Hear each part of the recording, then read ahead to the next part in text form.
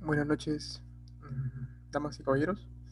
Bueno, el día de hoy el tema a abordar será un poco más de los derechos, de las ideas, un poco de las protecciones que tienen los ciudadanos, los jóvenes, los adultos, la juventud o aquellas personas que desean poder trabajar e incluso aquellas personas emprendedoras que quieran emplear a otras. Bien, en cuestión, lo que se va a abordar a continuación en sí, en esta sección de derechos laborales, es un poco más de, como dice el primer punto, ¿no? Los principales derechos del trabajador en Perú, específicamente en nuestro país. Aquí, obviamente, se van a priorizar, se van a focalizar aquellas fundamentales, aquellos fundamentales derechos de la persona, del empleado, en cuestión de, obviamente, de nuestro país presente. En el segundo punto tenemos los deberes del trabajador, o sea, aquellas funciones, aquellos roles, aquellas tareas que deben tener en cuenta también tanto también los empleados, perdón, los empleados también, ¿no?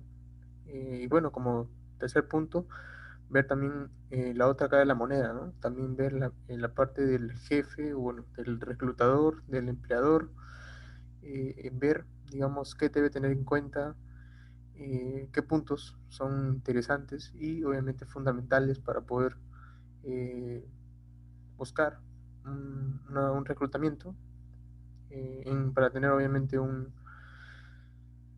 una idea, una ideología correcta de lo que es poder compartir esa circunstancia de la entrevista de laboral, por ejemplo, ¿no?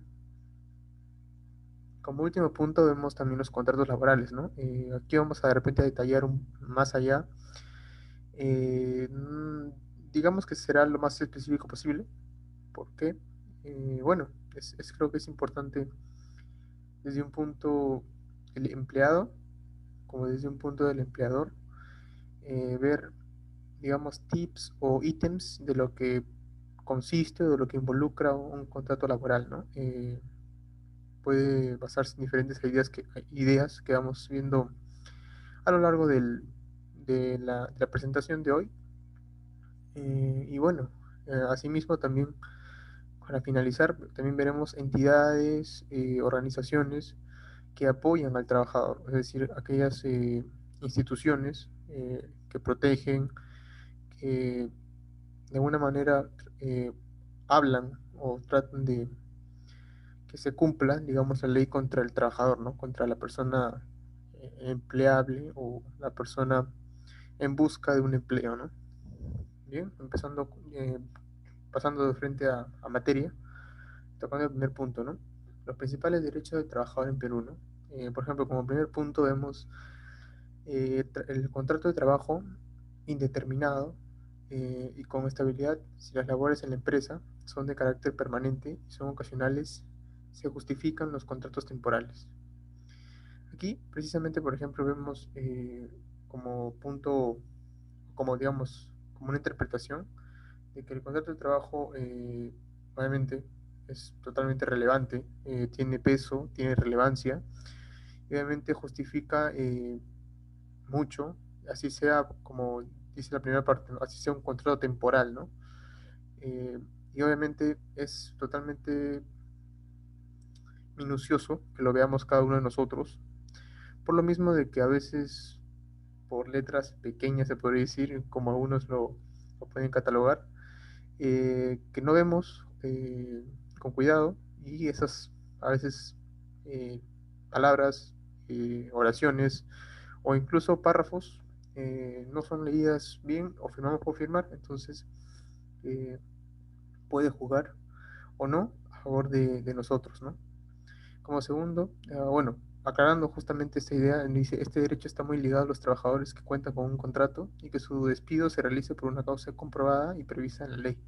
Obviamente, como se mencionaba antes, ¿no? Es el contrato, tiene un tiempo de duración, un periodo, y obviamente por tales causas, muchas veces en el contrato se menciona de que por alguna falta de compromiso o falta de respeto, eh, se puede despedir, pero obviamente con una causa totalmente verificada, comprobada, y que cumpla constantemente y que cumpla auténticamente lo que marca la ley, ¿no? Y no lo que se le apetezca. Bien, entrando ya justamente ahora sí al segundo punto, la jornada laboral no puede ser mayor de 8 horas diarias y 48 horas a la semana. Exacto. Justamente el, digamos, la hora máxima para poder trabajar, para poder involucrarse uno como empleado. Lo máximo que se puede trabajar son 8 horas diarias, o también obviamente cuando se parte por la mitad, ¿no? 4 horas en caso de part-time y 8 horas ya se convertiría en un full-time, ¿no? Como lo denominan algunas plataformas. Ahora, es importante que también que tú lleves un control y obviamente un monitoreo de que a la semana se cumplan 48 horas a la semana, que no pase de ese límite, puesto a que si vulneran alguno de ellos, estarías entrando en digamos, en vulnerabilidad ante la empresa, en el sentido de que no están acatando lo que la ley eh, permite o lo que la ley propone, ¿no? Bien, pasando al tercer punto, dice que el descanso remunerado en la semana, así como las vacaciones. Totalmente, eso pasa en cualquier trabajo. Es importante que también sea que haya un día de descanso durante la semana, que obviamente no porque ese día sea un día, digamos, bueno, vital o un día, digamos, de ingresos, eso no quiere decir que no te paguen, ¿no? Porque ante la ley, lo más adecuado, lo más posible, lo más correcto ante las personas, obviamente, es que trabajes 8 horas diarias, que cumples a 48 horas al día y obviamente te den un día de descanso, puesto que también por condiciones, bueno, físicas no sería lo correcto. Y así también pasa con lo mismo con las vacaciones, ¿no? Si te dan vacaciones es porque ellos están tomando conciencia de que si bien es un premio para ti, pero también, pero ese premio no justifica a que no te paguen, porque vas a seguir perteneciendo y obviamente todo esto de las vacaciones son algunos beneficios de los que te da el contrato, ¿no? Entonces no estarías tú irrumpiendo o digamos corrompiendo la ley en ese caso porque las vacaciones pueden estar dentro del contrato y cuando está dentro del contrato, eso no quiere decir que estás faltando el respeto y debe ser obviamente remunerado, ¿no? Como quinto punto vemos la seguridad y la salud en el trabajo.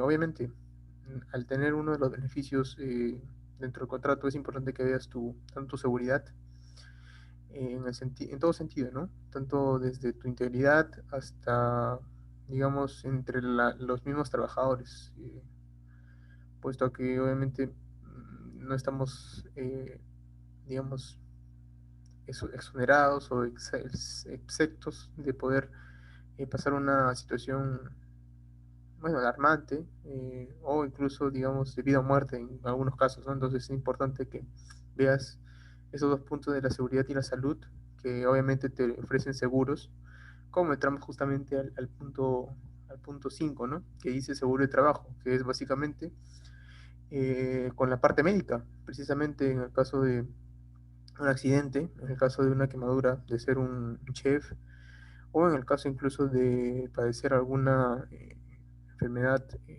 bueno, fisiológica, y bueno, que te atiendan, que cumplan, digamos, el sentido de auxilio, ¿no? En ese caso, puesto que estás sufriendo algo original y algo auténtico de, de, de la mala circunstancia, ¿no?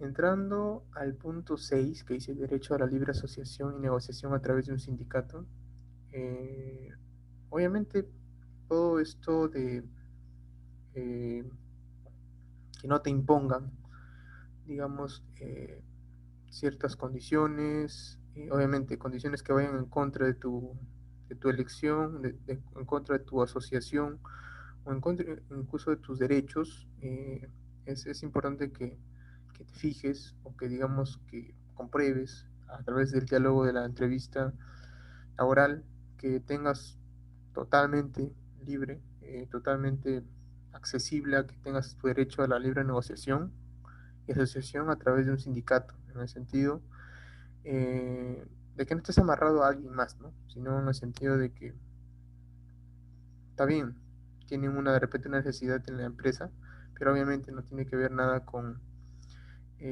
dictadura o mucho menos poder de alguna manera manipular o incluso obligar, ¿no?, a las personas.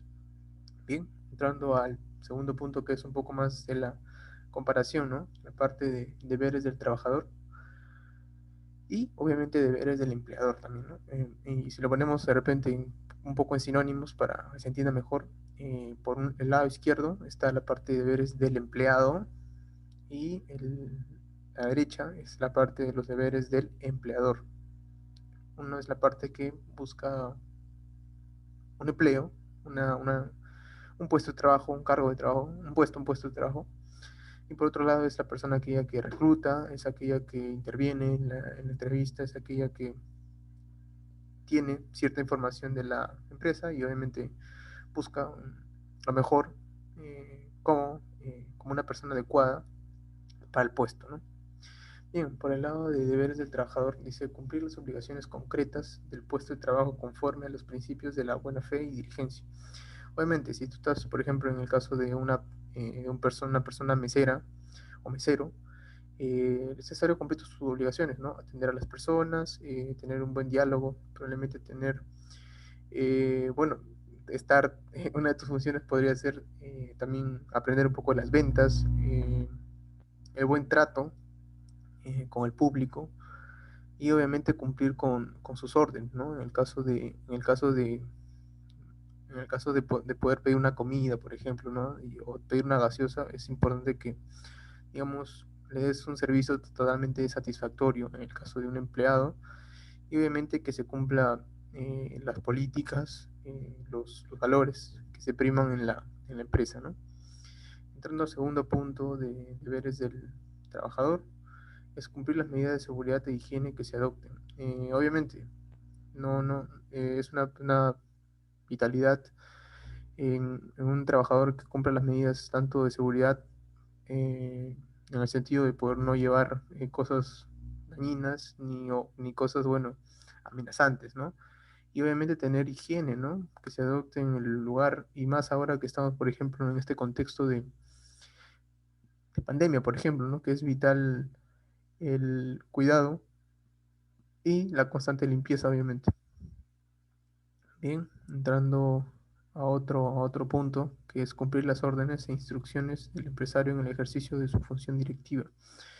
Obviamente, a ver, no necesariamente puede haber un empresario quizás en el puesto, pero sí un supervisor probablemente, o un líder, o un jefe puede ser, en el sentido de que si tiene, digamos, tal concepto, probablemente él tenga más capacidad en el sentido de conocer más organización, tener más tiempo e incluso tener más, bueno, conocimiento en tal directiva.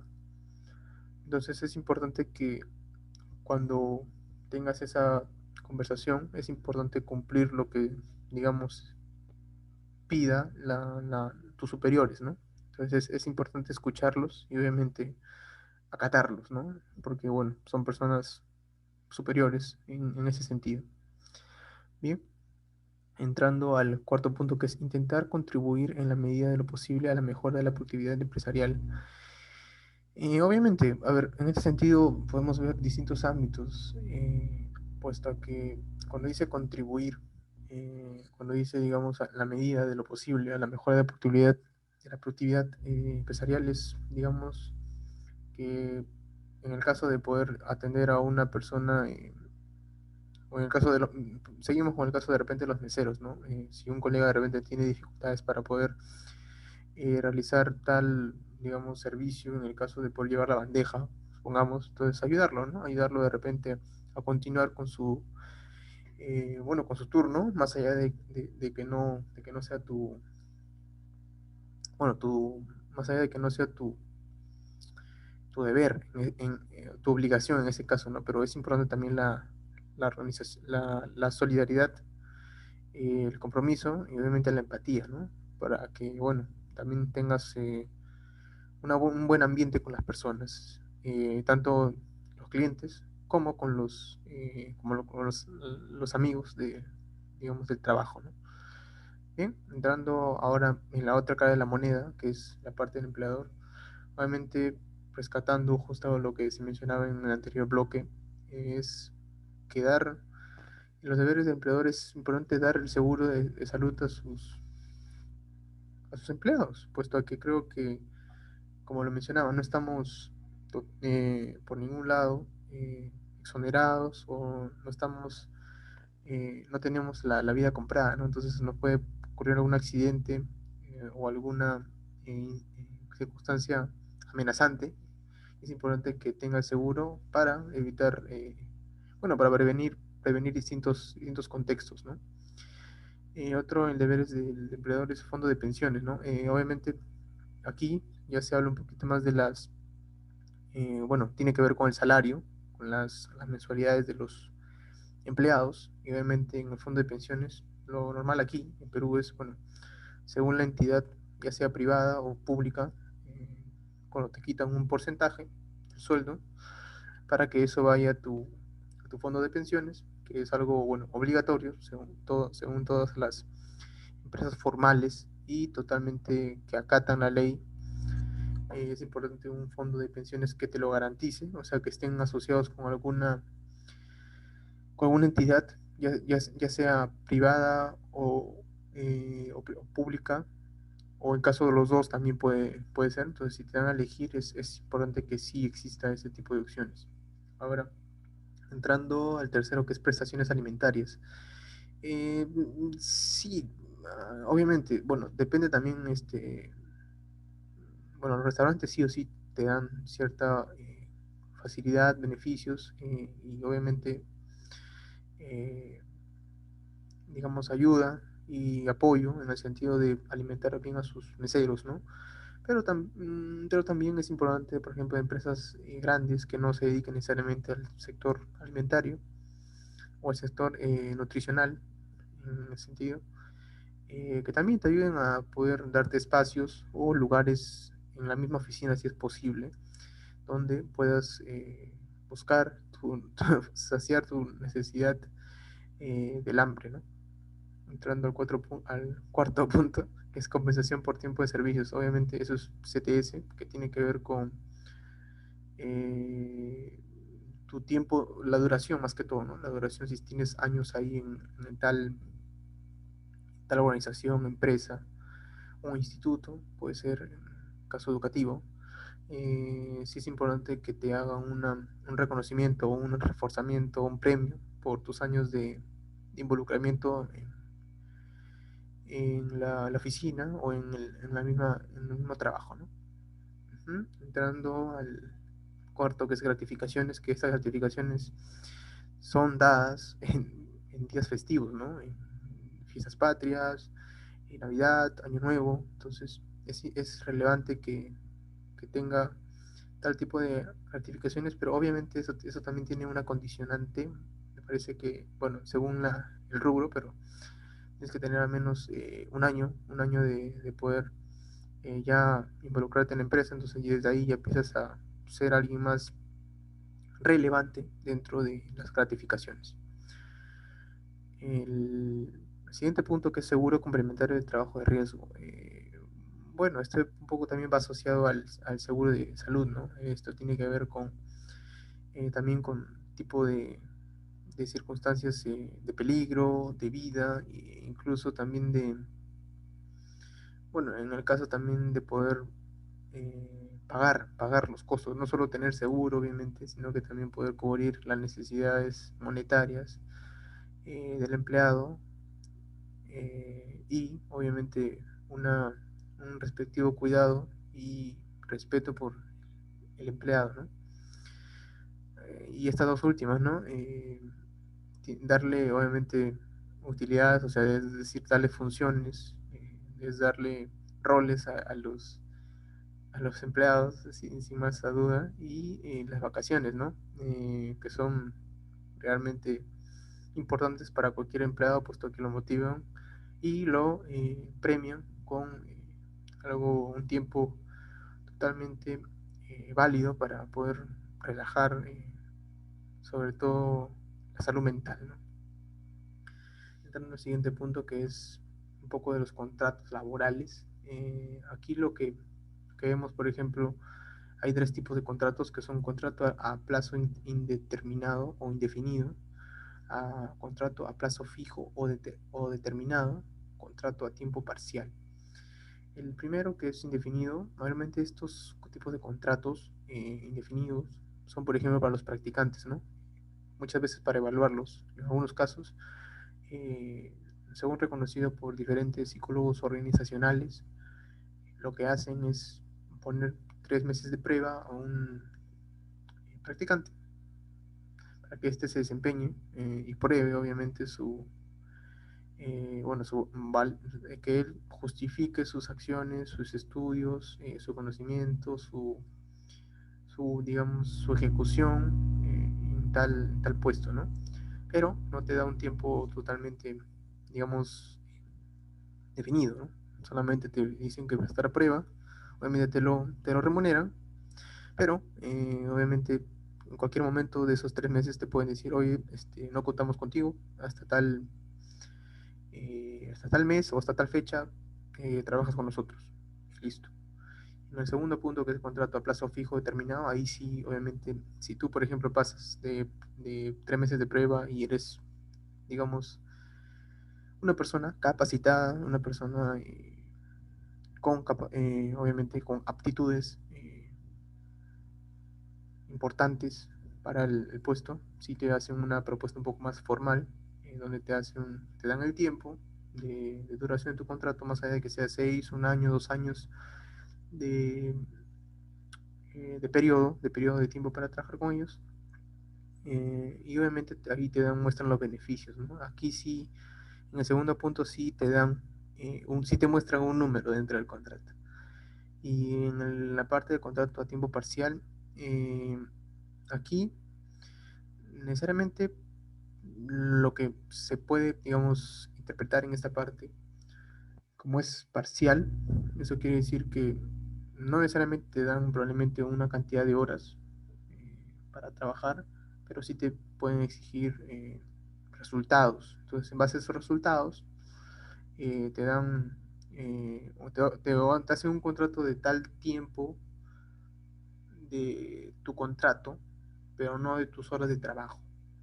Entonces, aquí, digamos, es un contrato que muy pocos empleos lo realizan.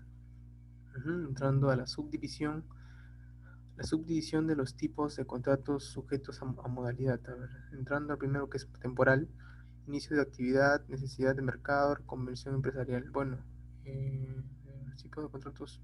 Bueno, esto es básicamente los practicantes son uno de los tipos, modelos o incluso divisiones de aquellos contratos que, bueno, se dan a común cuando inicias, ¿no? En el caso 2 es ocasional, como dice su nombre, ¿no? Ocasionalidad, suplencia y emergencia. En este caso es más que todo solamente por un tiempo corto o por un tiempo, digamos, temporal. No quiere decir que te quedes en la empresa, porque solamente estás tapando un hueco, aunque suene feo esto, pero aunque tapando un hueco de otra persona que probablemente por algo de salud o probablemente por algo familiar, personal, no puede, digamos, continuar, ¿no? Y el último, ¿no? Que es el accidental, específico, temporada e intermitente.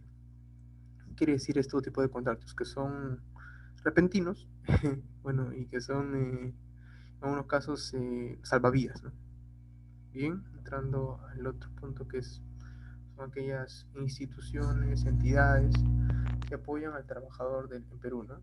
Por ejemplo, aquí las letritas de color negro lo dicen: cuando el trabajador siente que no están cumpliendo sus derechos, debe actuar de la siguiente manera. Debe recurrir directamente al empleador, señalando la infracción que se está cometiendo y darle un plazo razonable para que se rectifique su conducta. Obviamente esto, en pocas palabras, quiere decir que asistas a una de estas entidades, que presentes tu motivo, digamos, de queja o de alguna manera la infracción que se te ha cometido. Y bueno, esta queja puede llegar a tal impacto de verse ya con la misma empresa, ¿no? En el sentido de que estarán enterados de que no pueden hacer tal falta o tal infracción contra tu persona de no ser justificada, ¿no? Si no recibe una respuesta positiva, tiene dos posibilidades, por ejemplo. Una es darse por despedido y reclamar una indemnización, o puede recurrir a la SUNAFIL. Una indemnización es que, por ejemplo, si te han contratado un año y supongamos que todo ese año te deben pagar 12.000 y tú solo has trabajado hasta medio año, hasta iba a 6.000 soles, por ejemplo, y, y te despiden, bueno, aceptas que te han despedido y reclamas una indemnización, entonces te tienen que dar los 6.000 extra porque eso está en tu contrato, ¿no? Dice, obviamente, o tienes otra opción de recurrir a la SUNAFIL para que éste obligue a la empresa a cumplir con los derechos del trabajador, es decir, que te reintegren en el caso de que quieras seguir con el trabajo, o bueno, que justifiquen, que vayan a la parte un poco más legal, o que también escuchen la versión de la empresa, ¿no? Además, puede pedir una inspección laboral a SUNAFIL. También puede imponer una demanda judicial. Obviamente, si es ya muy grave, como temas, digamos, de perversiones o algo de abuso sexual, por ejemplo, o acoso laboral, ya sería algo más serio que debe llevarse a la demanda judicial. Ujú. Entrando ya justamente en la parte del video, vemos, por ejemplo, aquí este video, que me parece uno de los más relevantes. Vamos a verlo a continuación. Aquí tenemos otra pregunta que nos hace Patricio.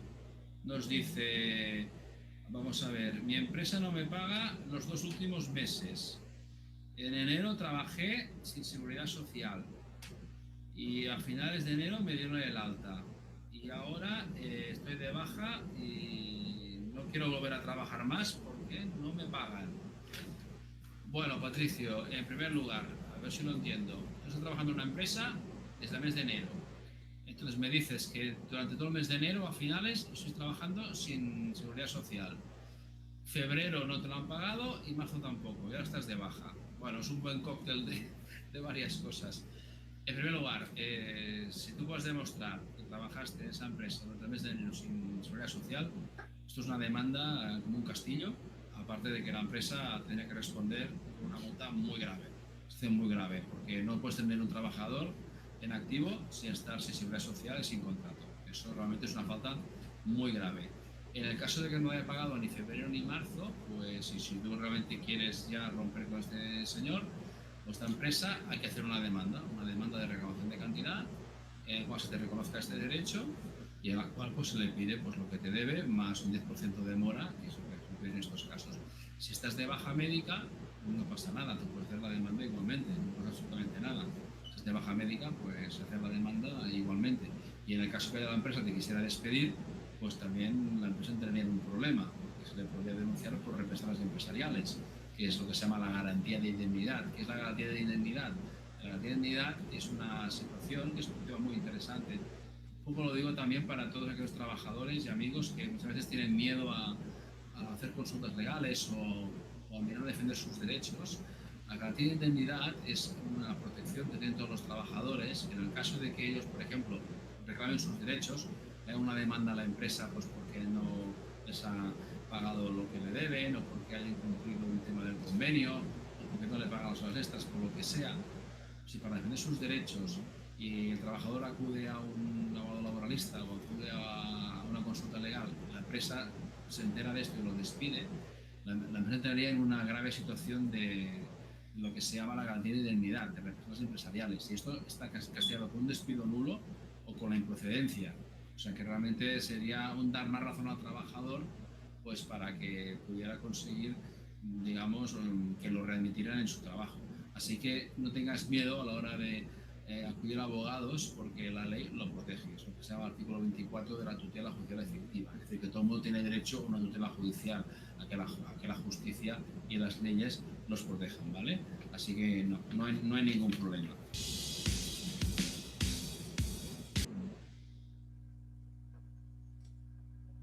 Listo, justo comentando lo que se ve y se escucha un poco en este video al comienzo. Tal puede ser la infracción de una empresa, por ejemplo, en el caso del seguro, en el caso del seguro de salud, y obviamente en el caso de no pagarles a uno de sus empleados, es una infracción, perdón, muy, muy cara, en el sentido de poder recibir multas o, digamos, ser castigados duramente, ¿no? Entrando para culminar justo ya la parte de los derechos laborales, vamos a enfocarnos un poquito más en la parte de recomendaciones de los jóvenes que buscan empleo, ¿no? Por lo tanto, eso es lo que tiene que mostrar el joven. Información muy importante, de mucho interés para los jóvenes y también para los padres de familia, porque los índices de desempleo son muy altos y esto se suma a la informalidad y la falta de estabilidad. Con nosotros se encuentra Carlos San Román, director de ADECO, que nos va a dar algunos tips para que los jóvenes puedan conseguir trabajo. Bienvenido, gracias por estar aquí. En principio, ¿qué es lo que el mercado laboral está exigiendo de los jóvenes para que puedan conseguir trabajo? Cuando una compañía va a reclutar un joven que no tiene experiencia, lógicamente, lo que busca es el potencial que tiene el joven y por lo tanto eso es lo que tiene que mostrar el joven al momento de la entrevista de trabajo o plasmarlo en su currículum. ¿Eso qué significa? Yo de repente estoy en los últimos años de estudio de un instituto tecnológico, técnico o de una universidad. Mi currículum en realidad es mínimo porque quizás no tengo mayor experiencia, pero entonces la entrevista es determinante. Absolutamente.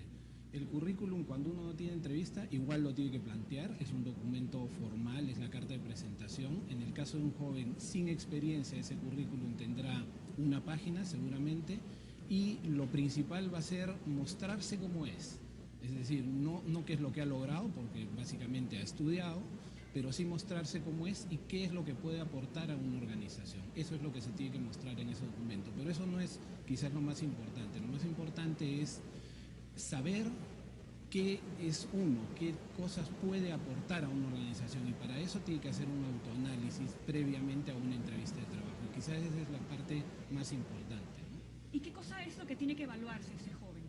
Tiene que ver cuáles son sus fortalezas e identificar también cuáles son las oportunidades de mejora que tiene. Claro, pero muchas veces en una entrevista la gente es temerosa, no quiere expresar las partes positivas, las virtudes, y a veces es difícil en un proceso. O no sabe identificarlas. Claro, ¿cuáles son mis virtudes? Bueno, yo soy capaz de liderar un equipo, o soy emprendedor. No hay que tener vergüenza al momento de decir lo que uno siente que es capaz de hacer. No hay que tener vergüenza y hay que cuidar mucho a los clichés. Hemos visto en muchas oportunidades la típica respuesta ante una pregunta como ¿cuál es tu principal defecto? Decir soy muy perfeccionista. Pues eso ya no es una forma de atacar una entrevista de trabajo, eso es muy común, los entrevistadores lo conocen y no lo ven bien. Hay algunas frases también comunes en los currículums donde se coloca trabajo a presión, sé trabajar perfectamente a presión y trabajo en equipo, ¿no? ¿Eso también resulta siendo un cliché? Siempre y cuando uno lo pueda sustentar, no es un cliché. Si es que te piden, dame un ejemplo de eso que me estás diciendo. Y como no tiene experiencia laboral, pero la puede tener en los estudios, uno puede demostrar. Pues trabajo bajo presión en un instituto educativo, normalmente lo hay. Trabajo en equipo en una institución educativa, cuando uno está rodeado de gente y hace trabajos de grupo o inclusive hace un deporte colectivo, pues de alguna manera puede demostrar esa habilidad para trabajar en equipo, trabajar bajo presión. Entonces es cuestión de demostrarlo, para eso tiene que analizarlo y para poder hacer ese análisis cuenta con su familia, por ejemplo. ¿Y cuáles son los tips importantes que tiene que tener un postulante? Por ejemplo, ya buscó en el periódico, le interesa determinados puestos, ¿y qué es lo que tiene que hacer desde su presentación, desde su currículum, desde su vestimenta? ¿Qué es lo que tiene que hacer este muchacho al momento de presentarse a esta convocatoria de trabajo? Lo primero es investigar qué tipo de compañía es. Seguramente en el aviso no va a decir el nombre de la compañía, pero dirá empresa del sector textil, empresa de algún tipo de servicios, hotelería.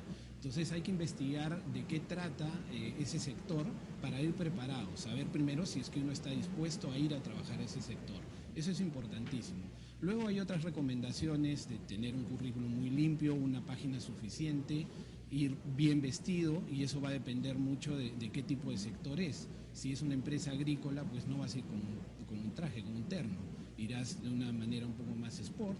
La pulcritud es importante. Claro, exacto, siempre limpio, ¿no? Puntualidad al momento de la entrevista, eso es importantísimo, porque uno ya puede quedar mal desde el primer minuto y podría quedar descalificado, ¿no? Pues hay muchas recomendaciones que justamente hoy día a nivel mundial estamos haciendo un evento de responsabilidad social orientado a jóvenes. Vamos a atacar ciertos puntos en diversas ciudades para poder ayudar. ¿No? Es el Street Day de ADECO, que se hace ya hace varios años, y en esta oportunidad en Lima estamos yendo a ciertas universidades y estamos yendo también a centros educativos en provincias. A un entrevistador, ¿qué es lo que no le gusta de un joven que va a estas entrevistas?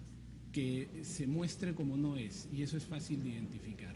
Cuando finge, cuando una persona finge algo que realmente no es o en lo que no cree. Hay algunas cosas muy importantes como el dar la mano, el mirar a los ojos directamente. ¿Esas son actitudes importantes?